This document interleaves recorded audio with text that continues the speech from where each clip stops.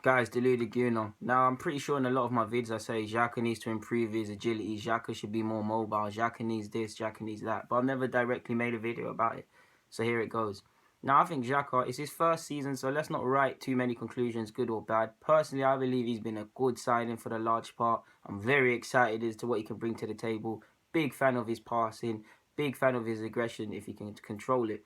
Yeah, we know there's a lot of rough edges he needs to smooth out and stuff, but I do believe there's a good player there. But the one concern I do have, well, I do have a couple concerns. I do think he could take a bit more responsibility because he has the ability to, and he could shoot more because he's actually not one of these Arsenal players that wants to do this. Oh, look at me. Let's see if we can do 100 passes before we want to put it in because we like to score the perfect goal. Not even like we're doing that this year.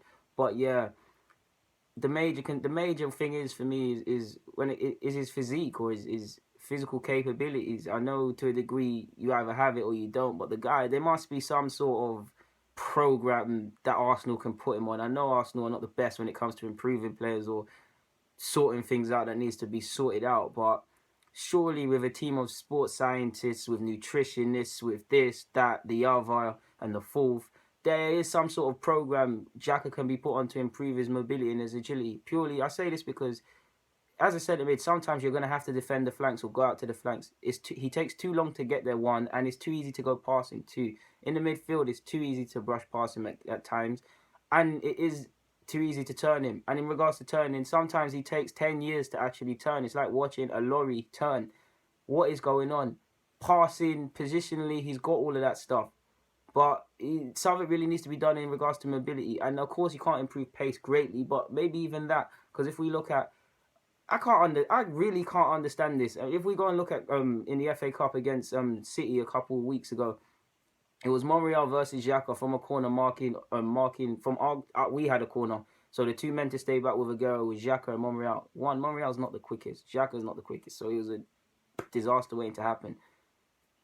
Kun left Sergio. I mean, left Xhaka.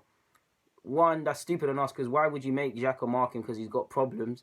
But two, if you had a bit more pace or a bit more common sense, you'd make that. It's incidences like that. The finer margins in football. He looks currently, I'd say he looks better in with three in midfield when he's in the middle and two people are beside him for this very reason of lack of agility.